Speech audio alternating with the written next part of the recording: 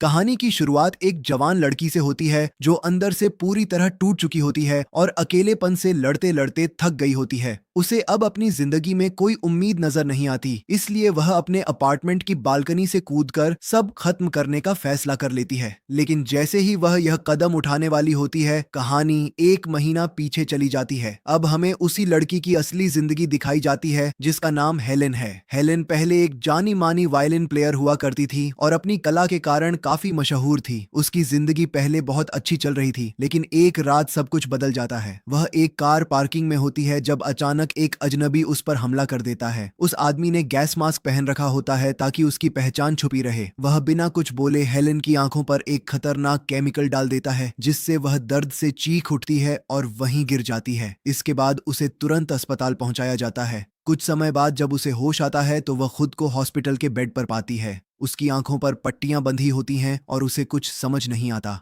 तभी उमर नाम का एक नर्स उसकी आंखों की पट्टियां हटाता है। जैसे ही पट्टियां हटती हैं, उसे एहसास होता है कि वह कुछ भी नहीं देख पा रही। पहले तो उसे लगता है कि यह अस्थायी होगा, लेकिन थोड़ी देर बाद सच्चाई सामने आ जाती है। तभी कात्सो नाम का डॉक्टर उसके कमरे में आता है और उसे बताता है कि केमिकल ने उसकी आंखों को बुरी तरह नुकसान पहुंचाया है। उसकी नसें कटी नहीं हैं, लेकिन इतनी जल चुकी हैं कि अब ठीक होना मुमकिन नहीं है। इसका मतलब वह हमेशा के लिए अंधी हो चुकी है। यह सुनकर हेलेन की पूरी दुनिया जैसे खत्म हो जाती है। वह अंदर से टूट जाती है और इस सच्चाई को स्वीकार करना उसके लिए बेहद मुश्किल हो जाता है। लेकिन धीरे धीरे मजबूरी में वह अपनी नई जिंदगी को अपनाने लगती है। इसी दौरान ब्राइन नाम का एक डिटेक्टिव उससे मिलने आता है और उस रात के हमले के बारे में पूछता है। हेलेन उसे वही सब बताती है जो उसे याद होता है, लेकिन हमलावर की पहचान के बारे में कुछ खास नहीं बता पाती। कुछ समय बाद वह अपने भाई को फोन करती है जो टोक्यो में रहता है। उसका भाई उसे दिलासा देता है और बताता है कि उसने उसके लिए एक सुरक्षित अपार्टमेंट का इंतजाम किया है जहां वह आराम से रह सकेगी। साथ ही वहां एक प्रोफेशनल केयरटेकर भी होगा जो उसकी मदद करेगा ताकि वह अपनी नई हालत के साथ एडजस्ट कर सके। अगले दिन हेलेन अपने नए अपार्टमेंट में जागती है। उसे याद नहीं होता कि वह अस्पताल से यहाँ तक कैसे पहुंची। तभी केयरटेकर वहां आता है और बताता है कि दवाइयों की वजह से वह पूरे रास्ते सोई हुई थी। वह खुद को एक प्रोफेशनल केयरटेकर बताता है और कहता है कि वह रोज सुबह 11 बजे आएगा और दोपहर 2 बजे तक उसके साथ रहेगा। इसके बाद वह उसे पूरे अपार्टमेंट का नक्शा समझाता है ताकि वह धीरे धीरे खुद से रहना सीख सके। जब दोपहर के 2 बजते हैं तो केयरटेकर वहां से चला जाता है और उसके जाने के बाद हेलेन अपने भाई और अपनी दोस्त साशा को फोन करने की कोशिश करती है, लेकिन कोई भी उसकी कॉल रिसीव नहीं करता, जिससे वह और भी ज्यादा अकेला महसूस करने लगती है। अगले दिन केयरटेकर हेलेन के लिए एक छोटा सा पिंजरे में बंद पक्षी लेकर आता है। वह उसे देता है और पूछता है कि क्या वह बता सकती है कि इसका रंग क्या है। हेलेन महसूस करके पूछती है और वह बताता है कि वह हल्का नीला पक्षी है। धीरे धीरे हेलेन अपने नए माहौल को समझने की कोशिश करती है। वह नोटिस करती है कि जब वह एक खिड़की के पास खड़ी होती है तो नीचे सड़क का शोर साफ सुनाई देता है, लेकिन दूसरी खिड़की के पास पूरी तरह सन्नाटा होता है। वह यह बात केयरटेकर को बताती है, लेकिन वह इसे मोटे शीशे की वजह बता देता है और उसे सामान्य बात कहकर नजरअंदाज कर देता है। समय के साथ हेलेन और केयरटेकर के बीच बातचीत बढ़ने लगती है। दोनों अपने अपने अनुभव और जिंदगी के बारे में बात करते हैं और धीरे धीरे उनके बीच एक अजीब सा भरोसा बनने लगता है। एक दिन हेलेन हिम्मत करके उसके चेहरे को छूने की अनुमति मांगती है। केयरटेकर उसे इजाजत दे देता है और वह उसके चेहरे को महसूस करके उसे समझने की कोशिश करती है। इसी दौरान एक रात हेलेन को किसी औरत के रोने और दर्द से चीखने की आवाज सुनाई देती है। पहले उसे लगता है कि वह आवाज उसके ही कमरे में है, लेकिन बाद में उसे समझ आता है कि वह आवाज दीवार में बने वेंट से आ रही है। अगले दिन वह पड़ोस में रहने वाली औरत को चाय पर बुलाने का फैसला करती है और एक नोट उसके दरवाजे पर छोड़ देती है। उस रात लाना नाम की महिला उसके घर आती है। वह बहुत अजीब व्यवहार करती है और हेलेन के बारे में ऐसी बातें जानती है जो उसे पहले से पता नहीं होनी चाहिए थी। जब हेलेन उसके चेहरे को छूती है तो उसे एक पुराना घाव महसूस होता है, जिससे वह चौंक जाती है। लाना अचानक घबरा जाती है और उसे चेतावनी देती है कि किसी पर भरोसा मत करना और जल्दी यहाँ से दूर रहना। फिर वह तेजी से वहां से चली जाती है। हेलेन को शक होता है कि लाना के साथ उसके पति द्वारा दुर्व्यवहार किया जाता है। वह डिटेक्टिव ब्राइन को कॉल करती है और पूरी बात बताती है। जांच के बाद एक ऑफिसर को भेजा जाता है जो पुष्टि करता है कि लाना के चेहरे पर जो निशान है वह चोट का नहीं बल्कि जन्म से है। इसके बाद हेलेन एक और अजीब बात महसूस करती है। हर दूसरे दिन ठीक 11 बजे एक कार का अलार्म बजता है और वह समय बिल्कुल उसी समय से मेल खाता है जब केयरटेकर आता है। वह यह बात केयरटेकर को बताती है, लेकिन वह इसे सिर्फ एक इत्तेफाक कहकर टाल देता है।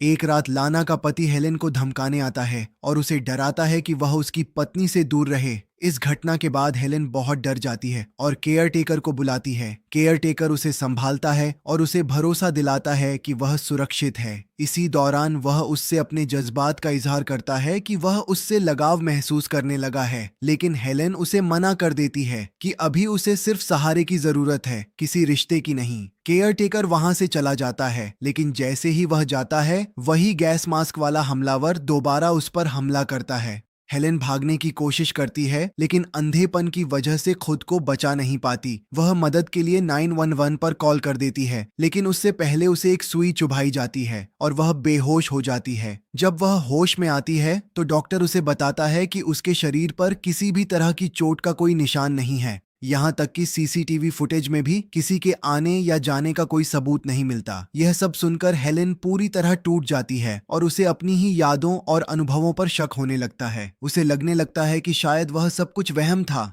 वह पूरी तरह मानसिक तनाव में चली जाती है और अकेलेपन में डूब जाती है। धीरे धीरे वह खुद को खत्म करने का फैसला कर लेती है और कहानी वापस उसी मोड़ पर आ जाती है जहां से शुरुआत हुई थी। हेलेन पूरी तरह टूट चुकी होती है और अपने जीवन को खत्म करने का फैसला कर लेती है। वह एक सुसाइड नोट लिखती है और फिर बालकनी की रेलिंग पर चढ़ जाती है। वह नीचे कूद जाती है, लेकिन गिरने के बाद उसे एहसास होता है कि वह बहुत ऊंचाई से नहीं गिरी, वह केवल कुछ फीट नीचे एक सुरक्षित जगह पर गिरती है। इसी पल उसके दिमाग में एक बड़ा सवाल उठता है और धीरे धीरे उसे सच्चाई समझ आने लगती है। उसे एहसास होता है कि वह किसी असली ऊंची बिल्डिंग की 9वीं मंजिल पर नहीं है। सब कुछ झूठ था। असल में वह एक बंद और कंट्रोल किए गए कमरे में रखी गई है, जहां बाहर का कोई रास्ता नहीं है। जो शहर की आवाजें उसे सुनाई देती थीं, वे असली नहीं थीं, बल्कि स्पीकर्स के जरिए बनाई गई थीं ताकि उसे लगे कि वह एक असली शहर में रह रही है। वह समझ जाती है कि उसका पूरा अपार्टमेंट, ऊंची बिल्डिंग और बाहर की दुनिया सब नकली थी।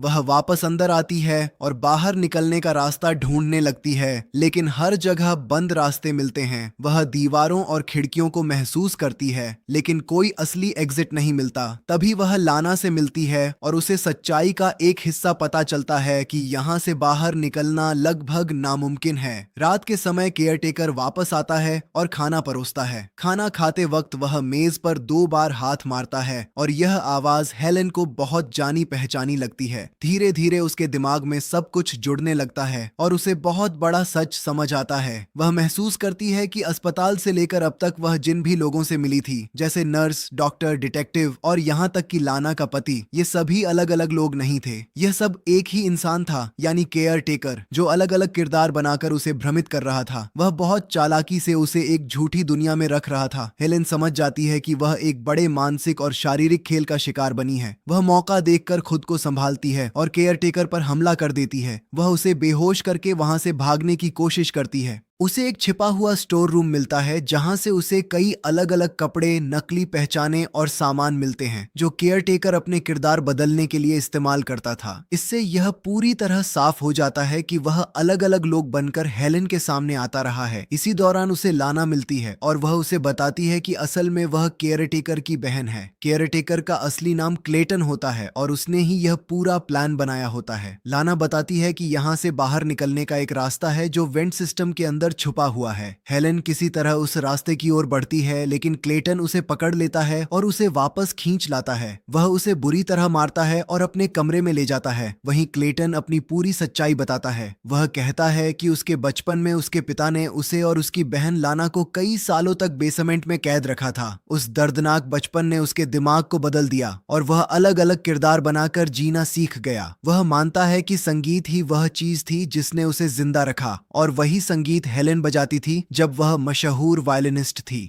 वह उसे अपनी जिंदगी की रोशनी मानता है और उसी रोशनी को अपने पास रखना चाहता था। लेकिन जैसे ही क्लेटन अपनी कहानी सुना रहा होता है, हेलेन मौके का फायदा उठाकर उसे बिजली के झटके वाली डिवाइस से घायल कर देती है। वह तुरंत वेंट खोलती है और भागने की कोशिश करती है। वेंट के अंदर उसे वही केमिकल मिलता है जिससे उसकी आंखें खराब हुई थीं। वह उस केमिकल को लेकर बाहर निकलती है और क्लेटन पर इस्तेमाल कर देती है, जिससे वह दर्द से तड़प उठता है। इसी बीच लाना वहां आ जाती है। वह अपने भाई क्लेटन को इस हालत में देखकर रुक जाती है और फिर वह हेलेन को रोकने के बजाय उसे वहां से निकलने का मौका देती है। हेलेन किसी तरह वहां से बाहर निकलने में सफल हो जाती है। 6 महीने बाद हेलेन फिर से एक स्टेज पर होती है।